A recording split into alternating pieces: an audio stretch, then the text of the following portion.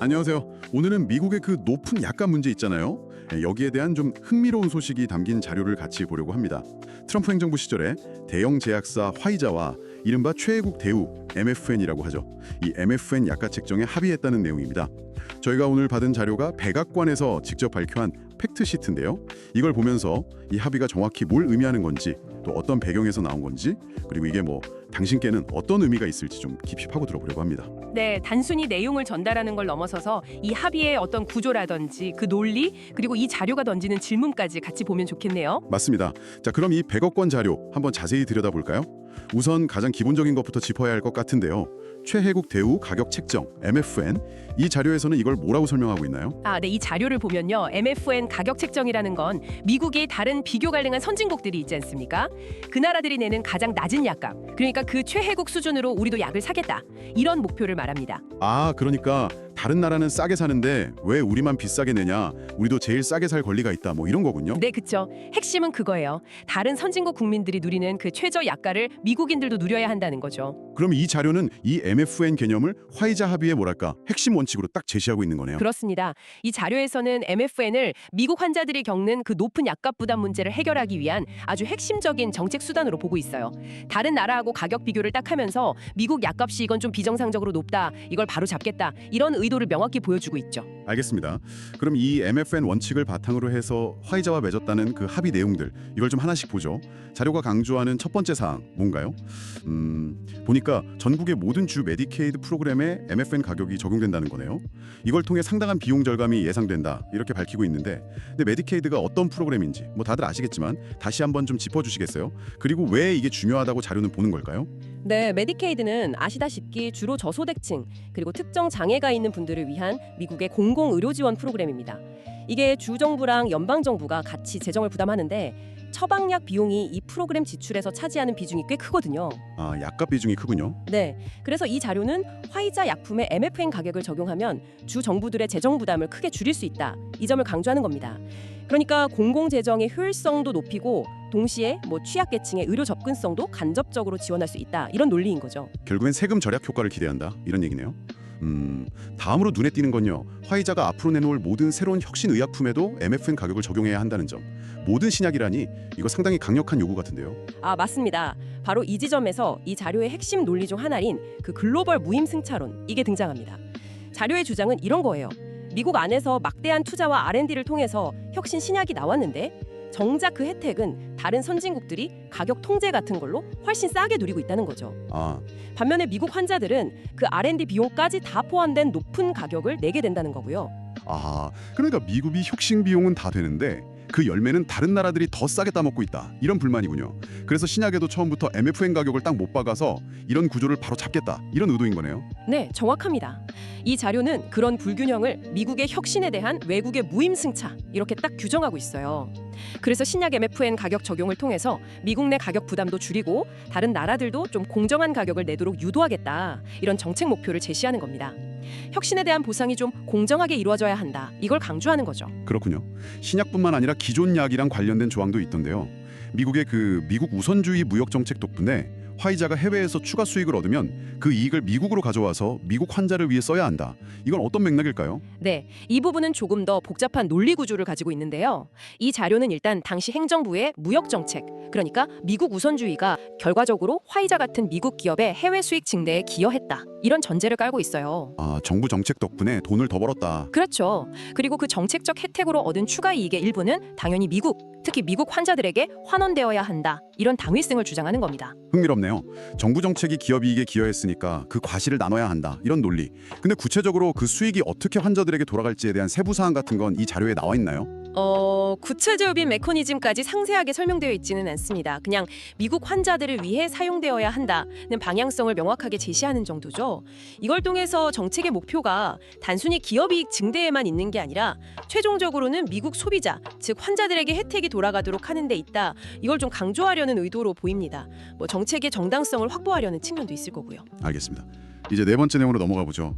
제가 보기엔 이게 가장 직접적으로 와닿을 수 있는 부분 같은데요. 특정 약품들을 환자가 직접 구매할 경우에 정가에서 큰 폭으로 할인해 준다는 내용이에요. 예를 들어 주신 걸 보니까 할인율이 엄청나던데요. 네, 자료에 나온 예를 보면 아토피 피부염 치료 연고인 유크리사. 이크리사. 이게 무려 80% 할인된 가격으로 제공될 예정이라고 합니다. 80%라니. 와, 거의 공짜 수준 아닌가요? 그렇죠. 할인율이 정말 파격적이죠. 또 류마티스 관절염 같은 데 쓰이는 젤짠즈는 젤짠즈. 40%, 편두통 치료제 자브지프레스는 50% 할인된다고 하고요. 근데 이 직접 구매 할인이 구체적으로 뭘 의미하는 걸까요? 약국에서 바로 살 때 할인이 된다는 건지 아니면 다른 방식인지 이 자료에서 좀 힌트를 얻을 수 있을까요? 이 자료에서는 purchasing directly, 그러니까 직접 구매 시 할인 혜택을 받을 수 있다 이렇게만 명시하고 있어요. 이게 정확히 어떤 유통 경로를 의미하는지, 예를 들어서 제조사 직판 프로그램을 통하는 건지, 아니면 특정 약국 채널을 이용하는 건지, 그리고 기존의 보험 적용이나 리베이트 시스템과는 어떤 관계인지 이런 구체적인 설명은 좀 부족합니다. 그렇다면 이 할인의 실효성에 대해서는 좀 더 지켜봐야 할 부분이 있겠네요. 하지만 자료는 이 조치를 통해 환자들이 가시적인 비용 절감을 경험할 것이다. 이렇게 상당히 자신 있게 이야기하고 있죠. 맞습니다. 이 자료는 구체적인 약품명하고 높은 할인율을 딱 제시하면서 정책 효과가 막연한 기대가 아니라 실제 환자들의 약값 부담 완화로 직접 이어질 거다. 이걸 아주 강력하게 어필하고 있습니다. 특히 고가의 만성질환 치료제로 쓰는 환자들한테는 이게 매우 매력적인 제안으로 비춰질 수 있겠죠. 정책의 구체적인 성과를 보여주려는 의도가 좀 엿보이는 대목입니다. 자, 그럼 이제 좀 더 근본적인 질문으로 들어가 보죠. 왜 트럼프 행정부는 이렇게까지 강력하게 MFN 가격 책정하고 이 화이자 합의를 밀어붙였을까요? 이 자료가 제시하는 핵심적인 배경 논리, 그게 뭔가요? 아까 잠깐 언급됐던 그 글로벌 무임승차론이 여기서 다시 한번 중심 논리로 등장합니다. 이 자료는 현재의 국제의약품 가격 시스템이 근본적으로 잘못됐다 이렇게 주장을 해요. 즉 제약사들이 다른 부유한 국가들에는 상대적으로 낮은 가격을 제시하면서 유독 미국 시장에서는 훨씬 높은 가격을 책정하는 관행, 이걸 문제 삼는 겁니다. 구체적인 수치도 제시하고 있죠. 미국인들이 브랜드 의약품에 지불하는 가격이 다른 OECD 국가 평균의 3배 이상이라는 지적 말이에요. 할인율을 다 고려해도 3배라니 이 자료는 이 격차를 매우 부당하다고 보고 있는 거거든요. 네, 그 3배라는 수치는 이 자료가 미국의 약값 문제를 얼마나 심각하게 보고 있는지를 보여주는 약간 상징적인 숫자예요. 더 나아가서 미국 인구가 전 세계 인구의 5% 미만인데 전 세계 제약 수익의 약 75%가 미국에서 나온다. 이 점을 지적하면서 문제의 심각성을 더 부각하고 있습니다. 5% 인구가 75% 수익을 책임진다.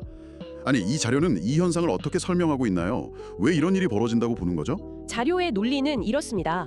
미국 정부는 막대한 R&D 보조금도 주고 또 메디케어나 메디케이드 같은 공공 프로그램을 통해서 의약품 시장에 아주 큰손 역할을 하면서 제약산업 발전에 기여를 해왔다는 겁니다. 네, 정부 지원이 많았죠. 그런데 제약사들은 이렇게 얻은 혜택을 미국 소비자에게 돌려주기보다는 오히려 해외 시장, 특히 가격 통제가 심한 국가들에 진출하기 위해서 약값을 낮춰준다는 거죠. 그리고 거기서 발생한 손실이나 낮은 이익을 미국 내에 높은 약값으로 메우고 있다. 이런 주장입니다. 결국 미국 납세자하고 환자들이 다른 나라의 낮은 약값 그리고 제약사의 이익까지 이중으로 보조해주고 있다는 거군요. 이것이 이 자료가 말하는 불공정의 핵심이네요. 정확합니다. 바로 이게 이 MFN 정책 추진의 가장 중요한 명분이자 논리적 기반입니다. 미국인이 부당하게 손해보고 있다. 다른 나라들이 미국의 혁신과 자원에 무임승차하고 있다. 이런 인식을 바탕으로 해서 MFN이라는 정책 수단을 통해 이걸 바로잡겠다. 이겁니다. 물론 이 주장의 완전한 객관성이나 경제적 파급 효과에 대한 포괄적인 분석은 이 자료의 범위를 넘어서는 이야기입니다만 네네. 당시 행정부가 정책을 정당화하기 위해서 어떤 논리를 구축하고 제시했는지를 이해하는 것이 중요하겠죠. 이런 주장이 갑자기 툭 튀어나온 건 아니라는 점도 자료는 언급하고 있죠. 이전에도 관련 조치들이 있었다고요. 네, 맞습니다. 이 자료는 이번 화이즈 합의가 그냥 단발성이 아니라 이전 행정 조치들의 연장선상에 있다는 걸 분명히 하고 있어요. 2025년 5월 12일자로 서명된 미국 환자들에게 최애국 대우 처방약 가격 제공이라는 행정명령이 그 시작이었죠. 이게 MFN 가격 책정을 정부 차원에서 추진하겠다는 공식적인 선언이었고요. 그리고 그 이후에는 제약사들에게 직접적인 요구도 있었군요. 그렇습니다. 2025년 7월 31일에는 주요 제약사들한테 서한을 보내서 다른 선진국 수준으로 약가를 인하하기 위한 구체적인 조치를 설명해라 이렇게 요구했습니다. 이건 화이자뿐만 아니라 다른 제약사들에게도 상당한 압박으로 작용했음을 시사하는 거죠. 이번 화이자 합의는 그런 압박의 결과물 중 하나다라고 이 자료는 해석하고 있는 셈입니다. 당시 트럼프 대통령의 발언도 이 자료에 인용되어 있는데요. 이 발언을 보면 당시 행정부의 시각을 좀 더 생생하게 느낄 수 있을 것 같습니다. 어떤 내용이었죠? 우리 시민들은 똑같은 공장에서 나온 똑같은 약에 대해 다른 나라들보다 엄청나게 높은 가격을 지불하고 있으며 이는 사실상 해외의 사회주의를 국내에 치솟는 가격으로 보조하는 셈입니다. 가격 차이가 크다고 할 때 일부 예시에서는 4배, 5배 차이가 나는 경우도 볼 수 있습니다. 여기서 해외의 사회주의, 소셜리즘 어브로드라는 표현이 눈에 띄네요. 자료에 어버월드 오타가 있었는데 어브로드로 수정 표기되었군요. 이 발언은 어떤 맥락에서 이해해야 할까요? 네, 이 발언은 이 약간 문제를 정치적으로 어떻게 프레임화하고 지지층에게 소구하려고 했는지를 잘 보여줍니다. 해외의 사회주의 보조라는 표현은 상당히 강렬하고 좀 감정적인 수사죠. 그렇죠. 이건 미국의 높은 약값이 단순히 경제적인 문제를 넘어서 어떤 이념적으로 다른 시스템, 특히 복지 시스템이 잘 갖춰진 국가들에게 부당하게 이익을 주는 행위다. 이런 인식을 심어주려는 의도가 담겨 있다고 볼 수 있습니다. 상당히 정치적인 언어네요. 단순히 경제 논리만 내세운 게 아니군요. 그렇죠. 이걸 통해서 국내 문제, 즉 높은 약값 문제를 해결하는 동시에 미국 우선주의라는 더 큰 정치적 메시지하고 연결하려는 시도로 해석할 수 있습니다. 정책의 정당성을 강화하고 국민적인 공감대를 형성하려는 어떤 정치적 커뮤니케이션 전략의 일환으로 볼 수 있는 거죠. 이 발언이 객관적인 경제 분석이라기보다는 당시 행정부의 특정 정치적 관점과 메시지를 전달하기 위한 수단이었다. 이 점을 좀 염두에 두는 것이 중요합니다. 자, 지금까지 백악관 자료를 통해서 MFN 합의의 내용과 배경 논리를 자세히 살펴봤습니다. 그럼 이제 가장 중요한 질문이 남았죠. 이 모든 것이 당신에게는 어떤 의미가 있을까요? 만약 당신께서 앞서 언급된 유크리사, 젤잔즈, 자브스프렛 같은 특정 약품을 사용하고 계시고 또 이 자료에서 말하는 직접 구매 할인 조건을 충족하신다면 잠재적으로는 상당한 약값 절감 효과를 기대해 볼 수도 있을 겁니다. 물론 그 구체적인 적용 방식은 여전히 좀 불명확하지만요. 네, 그 부분은 좀 더 봐야겠죠. 네. 또한 메디케이드 수혜자시라면 프로그램 운영 방식의 변화를 간접적으로 경험할 수도 있습니다. 주 정부의 재정 부담 감소가 장기적으로 프로그램 유지나 혜택에 영향을 미칠 수도 있으니까요. 는 미국의 그 복잡하고 논쟁적인 약값 책정 문제에 대해서 당시 행정부가 어떤 진단을 내리고 어떤 해법을 제시했는지 이걸 이해하는 데 중요한 단서를 제공한다고 볼 수 있습니다. 왜 미국인들이 세계에서 가장 비싼 약값을 내고 있다는 문제의식이 강하게 제기되었는지, 그리고 그 해결책으로 왜 최애국 대우라는 카드를 꺼내들었는지 그 논리 구조를 엿볼 수 있는 거죠. 물론 이 자료는 행정부의 입장을 대변하는 팩트시트이니까 당연히 정책의 긍정적인 측면과 당위성을 강조하는 경향이 있습니다. 그 점은 감안해야겠죠. 네, 맞습니다. 하지만 이 자료 자체가 당시의 중요한 정책적 움직임과 그 배경 논리를 담고 있다는 점에서 이 주제를 이해하려는 당신께는 분명 의미 있는 정보가 될 겁니다. 미국의 의료 시스템과 제약산업, 그리고 국제관계가 어떻게 얽혀 있는지를 보여주는 하나의 사례라고 할 수 있겠죠. 오늘 저희는 백악관이 제공한 자료를 바탕으로 트럼프 행정부와 화이자 간의 최애국 대우, MFN 약가 합의 내용을 깊이 있게 분석해봤습니다. 메디케이드 프로그램에 MFN 가격을 적용하고 화이자의 모든 신약에도 MFN 가격을 보장하며 해외에서 얻은 추가 수익을 미국 환자에게 환원시키고 특정 약품에 대해서는 파격적인 직접 구매 할인을 제공한다는 것이 주요 내용이었죠. 네, 맞습니다. 그리고 이 모든 조치의 밑바탕에는 미국이 국제 약값 시스템에서 좀 불공정한 부담을 지고 있다. 다른 나라들이 미국의 혁신과 자원에 무임승차하고 있다.